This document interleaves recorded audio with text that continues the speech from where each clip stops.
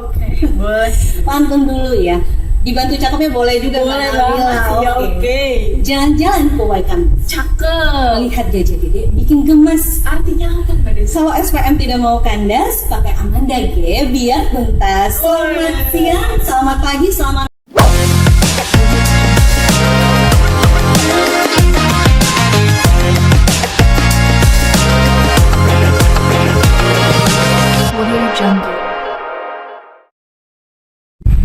Halo, sekali KPPN Bandar Lampung, senang sekali ya bisa berjumpa kembali di acara podcast Nyeruit, nyeritain urusan duit. Nah, kalau nyeruit kali ini bukan nyeruit ala Lampung menggunakan sambal terasi dan lalapan yang enak, bukan juga nyeritain tentang duit pribadi, tapi nyeritain tentang duit negara. Nah, sebelumnya saya kenalan dulu ya. Saya adalah Desilia Herdiana Subing, salah satu pegawai KPPN Bandar Lampung yang menjadi host Nyeruit episode kali ini. Sebelumnya saya mau cerita dulu nih tentang KPPN. KPPN ini apa sih? Jadi KPPN ini adalah Kantor Pelayanan Perbendaharaan Negara, salah satu bagian dari Kementerian Keuangan, khususnya DJPB, Direktorat Jenderal Perbendaharaan, yang tersebar di seluruh Indonesia. Salah satunya di daerah Lampung adalah KPPN Bandar Lampung. Tugasnya salah satunya adalah sebagai bendahara umum negara. Nah, ternyata bendahara negara itu punya bendahara ya, dan itu adalah KPPN yang di daerah. Tugasnya menyalurkan dana APBN ke penerima yang berhak. Namun prosesnya harus ada proses dari satuan kerja kementerian lembaga yang punya program-program nasional, kemudian berkoordinasi dengan KPPN untuk menyalurkan APBN tersebut. Namun di dalam prosesnya tersebut mungkin ada kendala-kendala yang menyebabkan dokumen dari satuan kerja itu bisa mengalami penolakan. Kenapa bisa ditolak? Nah, jangan khawatir, kita akan berbicara atau menyeritain tentang penolakan SPM ini atau dokumen ini dengan narasumber yang sangat handal di bidangnya. Kemudian ini sebenarnya narasumbernya seharusnya sekali yang satuan kerja ya, sudah lama berkoordinasi dengan KPPN, sudah sangat familiar deh dengan narasumber ini. Kita sambut ya, narasumber kita adalah Mbak Nabila Ulfa Prihandini. Halo Mbak Desi. Halo Mbak Nabila, gimana kabarnya? Baik, alhamdulillah. Mbak Desi gimana kabarnya? Alhamdulillah luar biasa, kita mau nyeritain Duit, oke. Boleh. Jadi kita nanti ngobrol-ngobrol Mbak Nabila. Kita harapkan nanti pembahasan kita bisa berguna satuan kerja ataupun pendengar podcast yang sedang mendengar. Oke, kita mulai ya Mbak Nabila. Jadi pendengar podcast kita kali ini bisa jadi bukan hanya dari satuan kerja, bisa jadi dari penerima yang berhak atas dana APBN, misalnya mitra kerja atau vendor yang kerjasama dengan satuan kerja untuk program-program nasional, kemudian bisa jadi ASN atau guru atau dosen begitu ya, atau penerima bantuan sosial. Mungkin bisa kita jelaskan dulu Mbak Nabil, apa sih SPM ini dan gimana alurnya dari satuan kerja Kementerian Lembaga sampai ke penerima?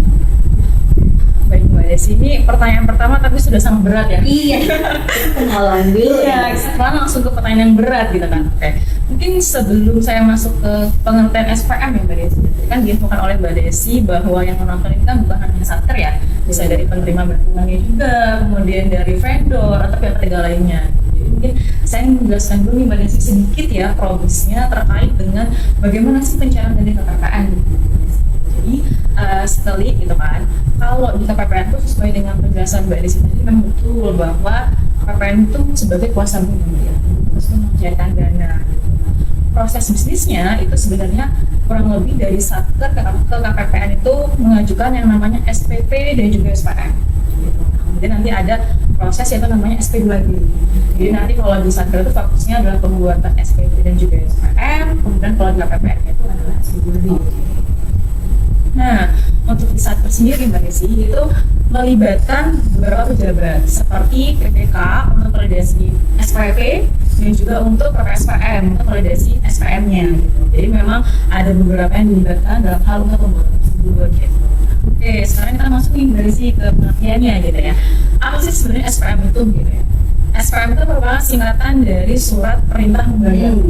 Nah gitu ya, jadi kalau misalkan kita ingin tahu pengertiannya merujuk ke PMK yang Subject Procedure. Karena semua aturan ada di sana. Semuanya. Betul, mulai dari perencanaan, pelaksanaan sampai dengan pelaporan. Itu PMK nomor 62 tahun 2023 yang sekarang telah diubah menjadi PMK 107 tahun 2024 tentang perencanaan, pelaksanaan, atraksi development. Oke. Karena sering sekali pada kita bahas ini ya tentang Iya. Sater. Jadi mungkin teman-teman di Sater juga atau juga CSO yang lain juga sudah paham dan familiar dengan PMK ini.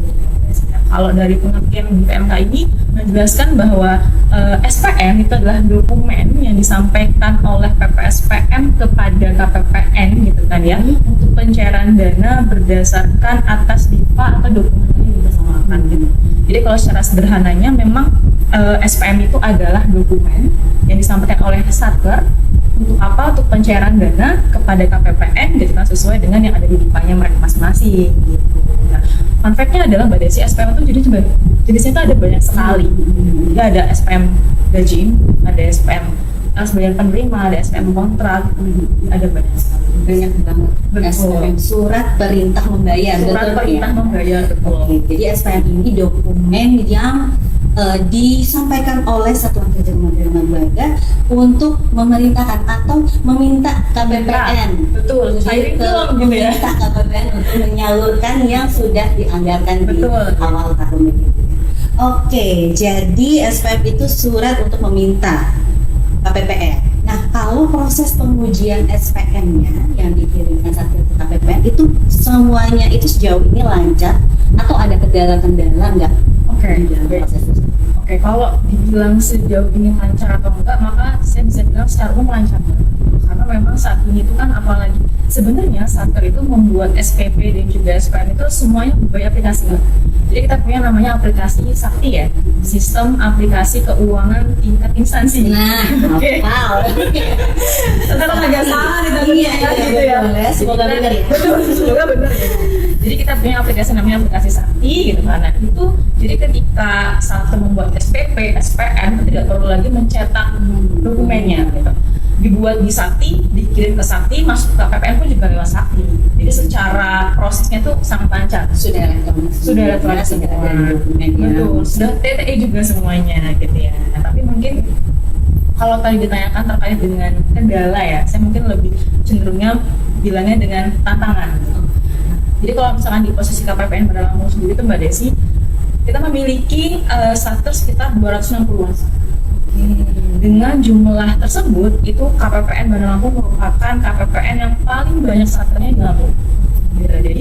Jadi otomatis ketika ada banyak Satker di KPPN Bandar Lampung sendiri, gitu kan, maka berarti ada lebih banyak juga dana APBN yang dikelola oleh KPPN, gitu kan. Nah, itulah yang menjadi tantangan di KPPN itu sendiri, gitu. Nah, untuk prosesnya, yang tadi saya infokan bahwa tantangannya itu adalah terkait dengan SPM yang masuk ke KPPN, Mbak Desi. Itu teman-teman di sesi pencairan dana itu menerima setiap hari itu minimal 300 sampai 400-an SPM. 400 yang Betul. harus dilihat di Sakti itu juga Betul ya. sekali, setiap hari deh, Setiap hari. dan bahkan bisa mencapai lebih dari 1000 ketika LLAT.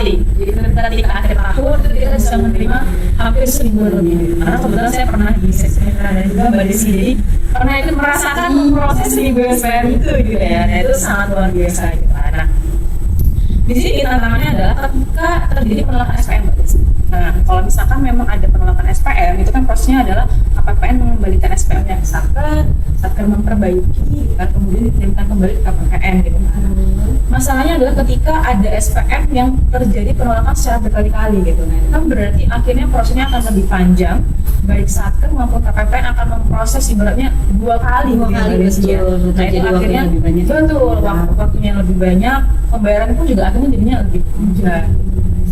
Kurang lebih seperti itu sih tantangannya. Banyak juga yang Betul, diproses oleh banyak KPPN sekali. setiap harinya Setiap ya. hari, betul. Oke, Setiap hari. jadi ada beberapa kondisi berarti ya, ada beberapa Betul. kondisi yang menyebabkan penolakan dokumen SPM ini ya. Nah, kenapa ya bisa ditolak KPPN? Biasanya alasannya banyak terkait apa sih penolakan SPM? Oke, kalau misalkan terkait dengan penolakan ini Mbak Desi sebenarnya alasannya sangat variatif ya. Kalau misalkan dilihat dari data sendiri ya Mbak Desi ya, jadi saya punya data nih dari Oke. data Iya, iya. ya. Kita setelah melakukan mapping data gitu ya, ada penolakan SPM dari rekap dari Januari sampai Agustus itu 2025 ya? Betul, 2025. Dari total SPM yang masuk ada 38 ribuan, 38 ribu ya ini 38.000. rekan-rekan ya. Jadi 38 ribuan, ada sekitar 4.800 SPM yang sempat tertolak ketika masuk KPPN gitu. Jadi kalau dibuat persentase itu mungkin sekitar 13%. 32% dari SPM yang masuk dan Betul, iya betul. Dan memang sebenarnya kalau dilihat dari persentasenya itu sangat kecil ya Mbak Desi ya. Jadi maksudnya sebagian besar langsung bisa masuk, kemudian langsung terproses gitu kan. Cuma kan kalau dari KPPN sendiri kan berharapnya 0% Iya, gitu. betul. Berharapnya ketika 0%. SPM masuk itu tidak ada yang tertolak, langsung Iya. terproses, langsung SPM bagi gitu kan. Namun karena ada kendala-kendala tertentu gitu kan yang akhirnya membuat SPM itu menjadi tertolak gitu kan, akhirnya ada penolakan SPM dari KPPN gitu. Nah, untuk alasannya sendiri memang banyak banget sih, tapi mungkin perlu diberikan disclaimer ya bahwa sebenarnya KPPN itu bukan ketika melakukan penolakan SPM itu bukan menghalang-halangi pencairan ya Mbak Desi ya. Iya, betul. Oke, takutnya nanti kok ini nggak dicairin sih KPPN ini gimana Iya. sih gitu kan. Nah, padahal sebenarnya juga Mbak Desi kalau misalkan memang saat itu SPM-nya sudah benar, dokumennya sudah benar gitu kan, itu langsung berproses langsung hari itu bisa cair. Sebenarnya lebih seneng ya kalau Betul ada ya, kenapa nanti juga 2 kali gitu kan. Contohnya misalkan nih ada SPM UP masuk gitu kan, masuknya di jam 9 pagi gitu kan, langsung diproses oleh seksi pencairan dana, maka di hari itu juga uangnya cair Mbak Desi. Pasti cair. Jadi memang sebenarnya secara proses bisnis di KPPN itu tidak mungkin menghalangi gitu, karena pasti akan selalu diproses semua gitu. Kalau memang sudah ada dananya, di DIPA ada gitu kan, SPM sudah benar, langsung proses cair gitu kan sebenarnya gitu. Nah, untuk penolakannya sendiri ada beberapa alasan Mbak Desi.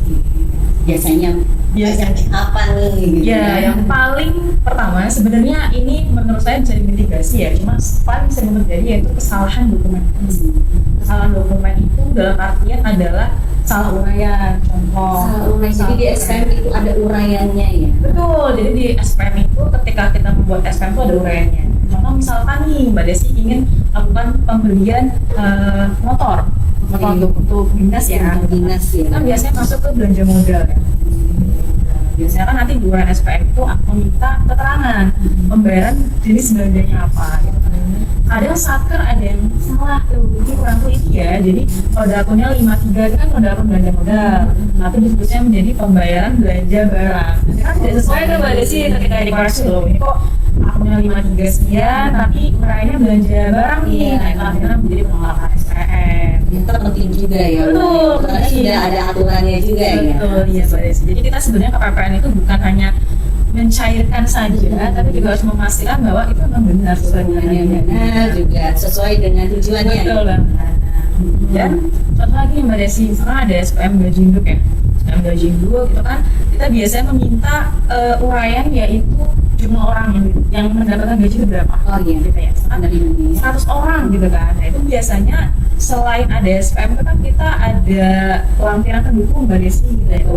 Ketika kita cek di lampiran pendukungnya, di uraiannya kok 100 orang tapi di lampirannya 1000 orang gitu kan. Beda ya. Beda. Beda. Takutnya malah salah ya. Betul, dokumennya. Jadi yang benar yang mana nih, yang 100 orang atau yang 1000 orang. Nah, itu akhirnya membuat SPM tersebut kita tolak gitu Mbak Desi. Betul, terkebaikan. Dan alasan yang kedua Mbak Desi, kelengkapan dokumen. Seperti yang tadi saya infokan juga bahwa kan SPM itu tidak hanya pure SPM aja Mbak Desi, tapi juga ada lampiran pendukungnya. Contoh misalkan nih ada SPM kontrak, itu kan biasanya kita akan meminta kartu pengawasan kontrak dan juga ada surat bukti pajak ya kalau misalnya memang ada potongan pajak. Nah, satker itu ketika memasukkan SPM kontrak tuh ada yang misalkan kok ini nggak ada karpasnya gitu kan, kartu pengawasannya, jadi kan kami tidak bisa mengecek tuh ini benar nggak ya kontraknya kayak gini gitu kan. Terus kalau misalkan lagi ada potongan pajak tuh di SPM-nya, tapi kalau nggak ada SSP-nya nih gitu kan, itu nggak ada, benar nggak dipotong pajak. Nah itu jadi alasan-alasan kekurangan dokumen itu juga menjadi salah satu alasan yang sering menjadi penolakan SPM dari KPPN. Berarti harus ada, kalaupun dipotong pajak harus ada dokumen terkait dengan pajak. Betul sekali. Jadi sesuai dengan SPM-nya. Betul. Kemudian lagi ada Mbak Desi. Tadi kan saya tahu kan bahwa semua kan pakai aplikasi. Sakti itu semuanya pakai aplikasi, kemudian pakai TTE. TTE gitu ya. TTE itu apa sih Mbak? TTE itu adalah tanda tangan elektronik. Tanda tangan elektronik, jadi nggak basah lagi ya? Biasanya kita tanda tangan basah, cap. Tanda tangan basah dicap, kita harus menunggu dari misalkan pejabatnya lagi pergi kemana gitu kan. Kita harus menunggu dulu TTE basah. Sekarang sebenarnya sudah lebih mudah dan fleksibel ya, Iya. ya, karena bisa TTE di mana aja, Di mana aja dan kapan aja. betul, di mana aja dan kapan aja, tidak terbatas oleh waktu gitu Iya. sebenarnya. Nah, tapi kadang saat ada yang lupa Mbak Desi untuk men-TTE dokumennya. Betul. Jadi kan tuh akan menyulitkan KPPN untuk mengecek keabsahan dokumen itu. Apakah udah disetujui Betul, dengan pejabatnya atau belum gitu ya Pak? Betul. Contoh misalkan nih ada SPM yang membutuhkan pelampiran SPM JF. SPM JF itu kayak semacam surat pernyataan gitu. Tanggung jawab ya. Betul. Nah itu kan biasanya akan meminta TTE dari KPA atau kuasa penggunaan barang dan PPK-nya. Ketika misalkan, oh, oke nama KPA-nya adalah Abdullah gitu kan. Ketika diverifikasi dokumennya oleh seksi pencairan dana, oh, namanya nggak keluar Abdullah gitu kan. Atau ketika dicek keluar sih namanya tapi bukan nama Abdullah, Oke. nama yang lain gitu. Jadi nggak cuma sekedar oh udah TTE udah ada seperti Barcode, ya, betul. tapi dicek juga nih dari Dicek. KPPN apakah benar nih yang tertera namanya sama dengan TTE-nya itu Betul adalah sama sekali. siapa. Oh, Iya. Juga sering menjadi alasan penolakan dari KPPN. Gitu. Dan lagi ada ini Mbak Desi. Jadi kalau beberapa jenis SPM tadi saya bilang itu ada SPM yang punya batas waktu maksimal pengajuannya ke KPPN. Jadi yang paling sering mungkin satker paham ya, yaitu SPM gaji induk. Jadi kalau sesuai aturan, memang SPM gaji induk itu batas maksimalnya adalah tanggal 15 setiap bulan masukkan ke KPPN. Jadi ketika misalkan sudah lewat tuh SPM-nya gitu kan, maka mau tidak mau akan kita tolak SPM-nya gitu, karena sudah melewati batas waktu gitu kan. Atau mungkin ada lagi contoh SPM PPP Mbak Desi. Dia adalah platform pembayaran pemerintah untuk membayarkan wifi dan juga tagihan telepon ya. Betul. Betul, biasanya itu untuk proses SPM-nya itu paling akhir tuh sekitar tanggal 17-an setiap bulannya gitu. Sudah ada aturan. Sudah ada aturannya. Kalau misalkan saat terlebih dari tanggal itu biasanya sudah tidak bisa lagi memasukkan SPM PPP itu. Biasanya akhirnya solusinya adalah dibawa tagihannya ke bulan depan gitu kan, atau ada solusi-solusi yang lain gitu. Kurang lebih seperti itu untuk tantangan yang terkait dengan penolakan karena itu ya Mbak Desi ya, karena melewati batas waktu SPM-nya jadi seharusnya ada di tanggal-tanggal tertentu boleh diajukan. Kalau sudah lewat situ pasti biasanya memang tertolak ya. Oke, kemudian ada lagi Mbak Desi. Oh Jadi banyak ternyata lumayan ya Mbak Desi ya, karena kan mungkin kita petakan itu kan jadi oh ternyata satu soalnya seringnya ini. Gitu kan. keseringan yang sering terjadi ya. Ada juga alasan karena penolakan sistem Mbak Desi. Penolakan sistem. Iya, jadi kalau proses SPM di seksi pencairan dana itu memang melewati beberapa tahap. Tadi yang saya bilang kalau misalkan yang tadi saya infokan ada kesalahan dokumen, kemudian juga belum TTE, kemudian juga ada kekurangan dokumen, itu masih bisa difilter di filteran pertama di seksi pencairan dana. Mbak Desi. Oh, ada filter-filter. Betul, iya. Yang pertama itu yang melihat dulu Iya, secara luarnya dan gitu dokumen kan, lampirannya. betul, udah sesuai atau belum, TTE-nya udah ada atau belum gitu kan. Nah, ketika memang dari filteran yang pertama itu kan FO seksi PD itu sudah selesai gitu kan, maka akan masuk ke langkah yang berikutnya Mbak Desi. Yang kedua, Betul. kita masuk ke SPAN Mbak Desi. Oh ada. Iya betul. Nah ternyata ketika SPM itu diproses di SPAN gitu kan, ada penolakan sistem gitu kan. Contoh yang paling sering terjadi itu adalah penolakan karena supplier Mbak Desi. Supplier. Betul. Seperti apa nih penolakan? Jadi supplier itu misalkan nih Mbak Desi ingin membayarkan bantuan penerima ya, penerima bantuan sosial ya. Nah, betul. Nah, berarti kan ada nama-nama yang menerima biasanya gitu kan. Nah, ternyata ketika diproses SPM-nya, suppliernya itu tidak ditemukan. Jadi penerima ini belum didaftarkan. Belum didaftarkan, betul sekali. Iya, jadi namanya nggak ada nih. Misalkan namanya siapa ya? Misalkan A gitu deh namanya gitu kan. Ternyata ketika dicek A juga ada data suppliernya di KPPN gitu kan. Nah, itu berarti kan akhirnya SPM tertolak Mbak Desi. Iya, daripada nanti sampai bank juga tidak bisa ya, Tidak bisa, karena betul sekali. ya intinya tidak ada datanya ya, gitu ya. ada datanya. Nah, akhirnya harus mau harus didaftarkan gitu kan. Dan ada lagi terkait dengan datanya nggak sama dengan OPSPAN. Jadi misalkan nih namanya adalah AAA gitu kan, di Sakti gitu ya guys ya. Tapi ternyata secara di SPAN-nya atau di OPSPAN itu sebenarnya udah nge-save namanya sebagai AA. Oke. Betul, jadi- Biasanya AAA. Iya, itu kan tuh ada sih. Oke. Itu yang benar yang mana? Oh, iya, Kalau iya, misalkan betul. memang, misalkan contoh nama pemilik rekeningnya itu harusnya AA, berarti kan yang benar dari versi Satker gitu kan. Jadi harusnya mengajukan BCSU sehingga data yang di OPSPAN itu bisa berubah sesuai dengan data yang Jadi pokoknya antara data di Sakti yang biasa dioperasikan oleh Satker harus sama dengan data di SPAN sistem yang Betul. di Kemenq atau di betul, iya. Sesuaikan dengan data dukung yang memang mereka miliki. Iya, Ya, sesuai dengan- misalkan rekening ya berarti dengan didasarkan dengan buku rekeningnya seperti apa datanya. Nah, itu rasanya seperti itu. Itu ya yang banyak berarti. Jadi tadi lumayan banyak juga ya penolakannya itu dari Januari 2025 sampai Agustus ya. Betul. Ini adalah sekitar 13% dari asuran yang masuk gitu ya. Dan alasannya pertama tadi adalah kesalahan dokumen seperti uraian, kemudian kelengkapan dokumennya, lampirannya salah misalnya ya atau tidak lengkap untuk dimasukkan ke artinya belum tanda tangan elektronik, kemudian pengajuan SPM-nya itu di luar batas waktu, dan yang terakhir tadi tertolak di sistem SPAN ya milik Kementerian Keuangan. Nah sebenarnya Mbak Nabila, Satker ini bisa melihat alasan penolakannya itu di mana sih? Gitu. Satker itu bisa melihat alasan penolakan itu di Sakti. Di Sakti ya, Betul, di jadi Sakti. memang di sistem itu udah semuanya Sudah gitu kan? tersedia. Jadi memang mulai dari proses sampai penolakan itu sebenarnya bisa dicek oleh Satker di Sakti. Hanya mungkin kadang ada beberapa kondisi di mana Satker itu tidak mengecek secara berkala. Jadi kalau udah selesai disampaikan ya udah ada lah ya gitu ya. Jadi lupa gitu ya. Padahal sebenarnya enggak guys. Jadi sebenarnya Satker perlu memastikan gitu ya Mbak Des ya, dan mengecek secara berkala ini prosesnya udah sampai mana nih SPM yang saya ajukan gitu kan. Jadi untuk memastikan bahwa kalau gitu kan ditakutkan terjadinya adanya penolakan gitu kan. Kalau misalnya ada penolakan misalkan nih Mbak Desi kita masukkan hari ini gitu kan SPM-nya gitu kan, ternyata baru 2 hari kemudian dicek oleh Satker gitu kan tolak gitu kan, jadi otomatis harus diperbaiki lagi, Iya. memakan waktu lagi, jadi prosesnya akan lebih panjang gitu Mbak Desi gitu. harus Satker itu harus proaktif juga Betul, ya. harus proaktif. Setelah menyampaikan ya dicek statusnya sampai dengan SP2D ya. Betul, Seharusnya SP2D. SP2D dokumen yang mesahkan bahwa itu Iya. sudah bayar begitu ya. Betul. Kemudian berarti Satker harus proaktif.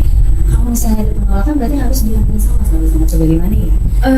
Penolakan itu sebaiknya ya, Sebaiknya iya Mbak Desi ya, karena memang kalau memang ini ibaratnya semakin ini cepat cair harus ya proaktif juga ketika memang ada penolakan dari itu langsung dimasukkan gitu kan. Kemudian kalau misalkan memang untuk memitigasi penolakan yang terjadi itu berkali-kali gitu Mbak Desi, kalau misalkan memang ini alasan penolakannya kok saya nggak paham ya gitu kan, bisa langsung chat ke CSO kita Mbak Desi, buat tiket ke HSO atau bisa lewat via WhatsApp gitu kan. Tanya misalkan Mbak ini maksudnya gimana ya penolakannya. Jadi Satker itu bisa memasukkan SPM terbaiknya itu hanya sekali gitu kalau bisa Mbak Desi ya, jangan sampai berkali-kali kan. Kalau misalkan berkali-kali itu agak lebih panjang ya prosesnya Mbak Desi ya gitu Oke, kan. jadi efeknya kalau misalnya terus-menerus mengalami penolakan itu berarti lebih panjang lagi atau bagaimana? akan lebih panjang Mbak Desi. Apalagi kalau misalkan jadi SPM itu dia ada tanggal kadaluarsanya. Iya. Kalau misalkan kita bisa bilangnya, jadi memang masuk kadaluarsa itu adalah ketika misalkan kita tuh mencetak SPM Satker ya gitu kan, kita gitu Iya, kan, iya.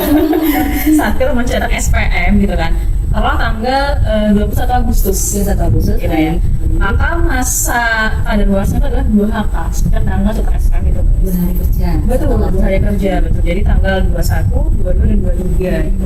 Ketika misalkan Satker itu memasukkan SPM di tanggal 21 nih gitu kan, di tanggal yang sama juga sesi pencairan dana itu melakukan penolakan, ada yang kurang. Iya. Tapi Satker itu baru notisnya tuh di tanggal 20 kan. Oke. Nah, itu berarti udah lewat 2 HK ya. Nah ketika itu maka SPM yang sama tersebut tidak bisa dimasukkan ke KPN. Solusinya harus buat baru lagi, mulai dari awal, SPP-nya baru, SPM-nya baru gitu kan. Jadi agak lebih panjang gitu. Misalkan nih SPM-nya itu di tanggal 21, tapi Satker masih notis di tentang tanggal 21 sampai 23 gitu kan. Sebenarnya Satker masih bisa memperbaiki gitu kan, tanpa membuat nomor dan juga tanggal yang baru untuk sebenarnya juga SPM-nya. Oh baik. Jadi Itu tergantung ya, Betul, tergantung SPM-nya itu sudah kadaluarsa atau belum. Iya, betul tanggalnya sekali. itu. Oke baik. Nah, sekali KPPN Bandar Lampung tadi kita udah mendengarkan ya bagaimana alasan penolakan SPM, cara penyelesaiannya ya tadi ya selama tidak lewat dari masa kadaluarsa sebenarnya tidak perlu membuat SPM baru gitu ya. Nah, sekarang bagaimana cara mencegah atau memitigasi untuk tidak ditolak SPM-nya? Gimana nih Mbak Nabila? Apa yang bisa dilakukan oleh satuan kerja? Oke, baik. Ini berarti kita masuk ke langkah-langkah mitigasi ya. Iya. Ya, gimana caranya biar SPM itu tertolak. Jadi mungkin yang jadi perlu perhatian bagi satker yang pertama adalah harus meningkatkan pengujian di level satker. Maksudnya adalah, jadi kan ketika kita memproses SPP dan juga SPM di satker itu kan melibatkan peran dari pejabatnya ya. Iya, pejabat ya berarti sudah ada layer-layernya pengujiannya ya. Ada operator, kemudian nanti ke pejabat PPK, naik lagi ke operator lagi ke PPSPM gitu kan. Jadi memang ada banyak layernya guys. Jadi mungkin yang pertama kali mungkin dari operatornya juga ya, operator perlu memastikan tingkatan kerugiannya itu bisa ditingkatkan gitu ya, lebih baik gitu ya. Jadi kalau misalkan kayak ada uraian, seperti ada uraian itu harus dipastikan sesuai gitu kan. Kemudian ketika PPK dan juga PPSPM itu diharapkan tidak hanya OTP aja yang berisi ya, kan kalau misalkan verifikasi dan juga validasi itu kan langsung OTP dari PPK dan juga PPSPM gitu.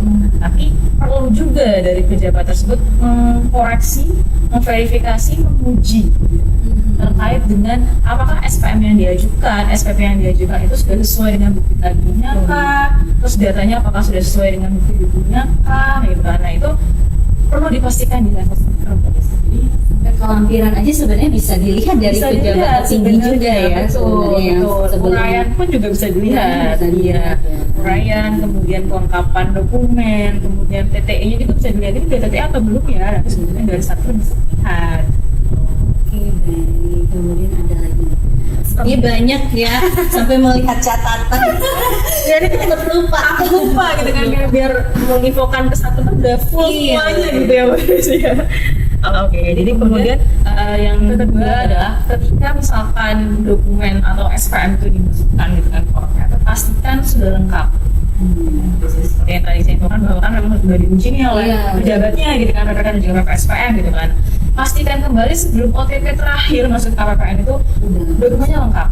Dokumen lengkap, TTE sudah, uraian sesuai, tagihan sesuai, dananya cukup dibuka gitu Iya. kan. Cukup betul, maka langsung bisa kita proses gitu ya. Cari gitu. Langsung lancar, langsung cair gitu. Tuh, asal sesuai dengan rencana penarikannya. Gitu. Iya, betul. Kemudian Mbak Desi pastikan juga batas-batas untuk SPM yang di Indonesia memang ada batasan waktunya. Seperti yang tadi saya infokan seperti SPM gaji ibu, kemudian SPM, iya betul SPM PPP gitu ya. Jadi sebenarnya dari sekian banyak jenis SPM tuh udah banyak kok yang ada batas waktunya. Ya, hanya beberapa ya, Ada beberapa aja, ada dua atau ya, ada beberapa ya. lain gitu ya. Jadi maksudnya tidak terlalu banyak gitu, dan itu maksudnya tiap bulan ya Mbak Desi. Tiap bulan memang batasnya sama gitu. Nah, sebenarnya dari KPPN sendiri pun selalu berkomitmen nih Mbak Desi.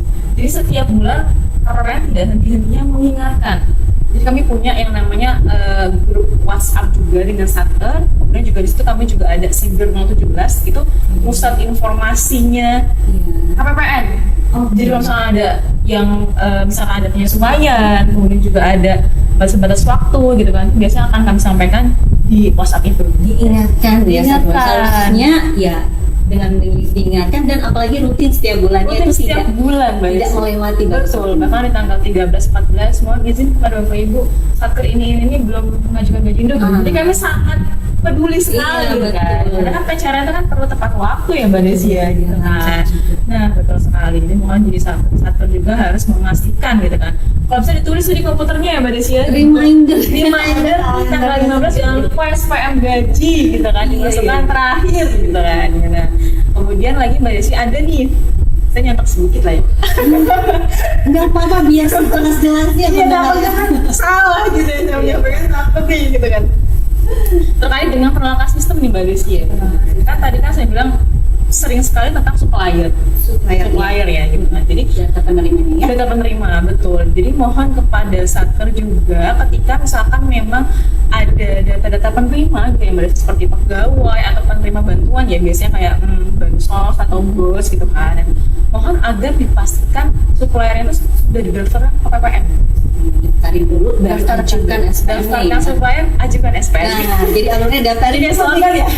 Oh iya juga tagline ya. Oke. Iya, betul. Dulu supplier. Jadi maksudnya kan karena itu adalah proses yang proses yang sebenarnya seharusnya satker tuh biasanya kalau bendahara itu sudah sangat paham tuh prosesnya seperti itu gitu. Jadi mohon agar dipastikan suppliernya sudah ada gitu. Kalau misalkan Dulu lah. cek dulu, kalau Di mau cek Omspan ada di ya? Omspan ya Mbak Desi Omspan ya. ya? Gitu. Karena Omspan itu kan merujuk dari data SPAN ya. Jadi kalau misalkan memang dicek oh ada nih data suppliernya, oke lanjut mengajukan SPM-nya. Cek di gitu. online monitoring SPAN. Betul ya, sekali, dari sana. aplikasi Omspan semuanya aplikasi. Iya sih. Sangat mudah ya. Iya harusnya begitu ya. Betul. Lanjut mana Mila Oke. lagi. Sebenarnya pada sini saya mau sedikit ya nih kalau bisa memberikan satu inovasi. Jadi menginfokan gitu kan. Apa yang dibilangnya? Promosi. Promosi apa nih yang dipromosikan produk apa ya? Jadi PPN itu Mbak Desi punya inovasi sebenarnya. Punya inovasi namanya Amanda 017. Amanda cantik namanya. Iya, cantik ya. Siapa Amanda. nih Terus pendengar? bukan nama cewek ya Mbak Desi ya. Oke. Jadi Amanda itu merupakan singkatan dari analisis mandiri SPM Anda. Oke, ada singkatannya. Ada singkatannya. Kemudian 017 itu adalah kode KPPN Bandar Lampung. Inovasi apa nih Amanda? Nah, jadi kan tadi saya udah bilang tuh Mbak Desi bahwa kalau misalkan untuk mengajukan SPM biar nggak tertolak adalah cek dokumen. Ya. Uraiannya gimana? Terus kemudian kelengkapan bukti dokumennya seperti apa gitu kan. Kami ada inovasi Amanda 017 untuk mewadahi solusi tersebut, Mbak Desi. Oke, Betul. dia preventif ya. Iya, Bisa cek betul, dulu betul secara sekali, dulu. betul. Jadi bentuknya itu adalah Excel, Mbak Desi. Kita sudah masukkan juga di web KPPN Bandar Lampung inovasi tersebut gitu kan. Nanti satker itu bisa mengecek sendiri, menganalisis mandiri gitu. Sendiri lah ya. Iya, secara mandiri gitu, SPM-nya gitu Mbak Desi. Jadi sebelum diajukan gitu kan, saya mau ngajuin SPM gaji hidup butuhnya apa ya dokumennya gitu kan. Cek di Amanda 017. Oh, begitu. Begitu ya inovasi. Iya, betul. Sebenarnya tujuan utamanya adalah ini. Oke, jadi sebelum diajukan cek dulu ya secara Betul. Jadi mandiri misalkan gitu ya. uraiannya seperti apa yang dibutuhkan gitu kan. Kemudian dokumen pendukungnya itu apa yang kita butuhkan gitu. Nah itu semua tuh sudah ada di inovasi tersebut. Bahkan formatnya pun sudah kami sediakan. Satker tinggal mengubah sesuai dengan kebutuhan satker masing-masing gitu. Jadi seharusnya ketika satker itu menggunakannya dengan maksimal Iya, iya. inovasi Amanda 017 ini Mbak Desi, seharusnya SPM tertolak itu sudah tidak ada lagi, alias 0% lah kalau bisa dibilang ya, mitigasi gitu lah. Jadi bisa nurun ya Mbak Desi ya, dari 13% bisa plus 10 atau ke 5%. Kan nol ya kalau Bahkan bisa. 0% ya kalau bisa itu kan Iya, yang Mbak lancar Desi. aja Iya, gitu betul ya. sekali. Penerima yang berhak juga cepat menerima. Betul, sesuai dengan jadwalnya. iya. Jadi kalau misalkan mungkin ada ini kan ada yang menonton dari pihak lain ya, dari pihak yang ketiga gitu kan, bukan hanya satker, misalkan vendor atau mungkin para penerima bantuan Iya, gitu kan ya. betul. Kok sih nggak dibayar sih Iya, gitu ini kan? ada satu Jangan-jangan temennya. KPPN Iya, gitu. betul. Mungkin konfirmasinya alangkah baiknya ke satker lebih dahulu. Satuan kerjanya ya, bukan Betul. KPPN-nya Betul, ya. karena kalau KPPN itu kita selalu berkomitmen untuk memproses semua SPM yang masuk selama sesuai dengan ketentuan yang berlaku. Betul. Ya, dan kami juga punya ini Mbak Desi. Prosesnya itu 1 jam. Jam Iya. proses di KPPN ya. KPPN, jadi mulai dari SPM sampai dengan PPR untuk SP2 itu 1 jam Mbak Desi. Gitu. Jadi memang KPPN itu sangat berkomitmen untuk kalau misalnya memang bisa mudah kan memang disusahkan gitu. Iya, betul. Gitu. Larut-larut ya, Iya, dokumennya betul. bolak-balik gitu. Betul sekali. Makanya kalau misalnya memang nanti ada vendor nih yang lihat ini KPPN nih gitu kan. Iya. Coba tanya ke satkernya udah Iya. dibuat dulu SPM-nya. Dan apakah ada penolakan atau enggak? Betul gitu ya. sekali. Artinya tidak cek seperti tadi ya. Iya, benar sekali Mbak Desi. Jadi memang itu perlu menjadi perhatian ya bagi satker dan juga mungkin bagi pihak ketiga yang menjadi mempunyai hubungan dengan Iya, satker tersebut. kerjasama ya. Iya, kerjasama. Anda ya. Jadi ada inovasi KPPN namanya Amanda 017. 17. Analisis mandiri SPM Anda. Iya.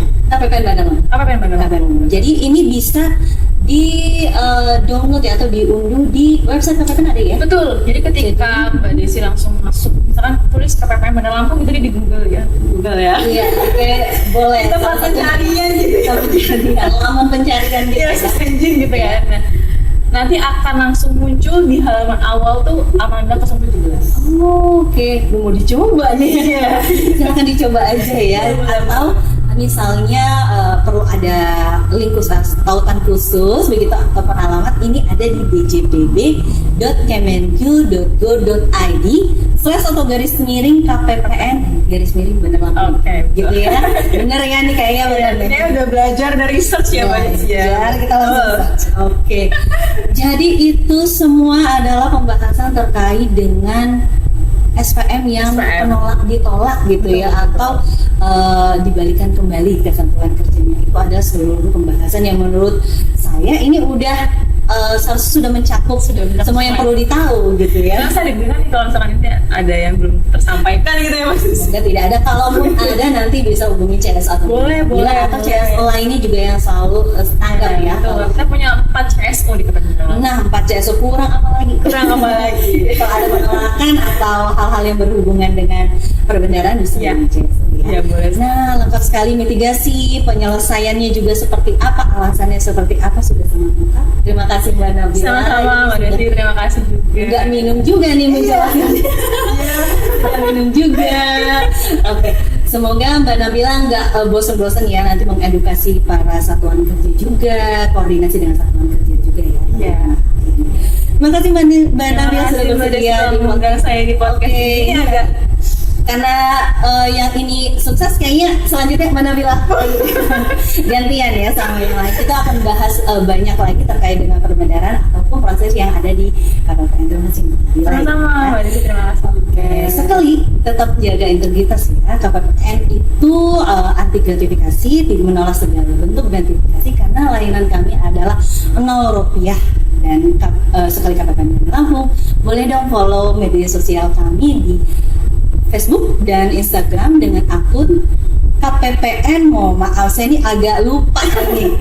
Kalau nggak salah KPPN BD Lampung, betul ya, ini benar deh, KPPN BD Lampung. Jadi bisa follow Instagramnya karena di sana juga mungkin ada banyak Informasi. bukan mungkin ya, pasti ada banyak informasi yang berguna untuk satuan kerja ataupun penerima APBN yang berhak. Ya. Dan sekali jika memerlukan bantuan terkait dengan perbendaharaan ataupun proses di KPPN bisa langsung menghubungi CS KPPN Bandar Lampung melalui Monsakti yaitu layanan HCSO. Ini sudah ada SLA-nya, tenang saja. Jadi pasti akan dibalas secepat mungkin oleh CSO KPPN Bandar Lampung. Akhir kata saya Desilia Herdena Subi mewakili tim yang sedang bertugas mengucapkan banyak terima kasih, mohon maaf atas segala kesalahan dan perbuatannya, tapi nggak ada kalau nggak pantun. Oke, boleh. Pantun dulu ya. Dibantu cakepnya boleh juga. Boleh Mbak Nabila. banget. Ya, oke.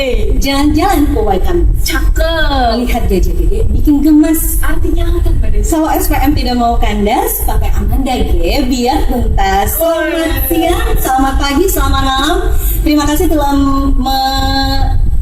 menyaksikan podcast Nyeruit kali ini. Sampai jumpa.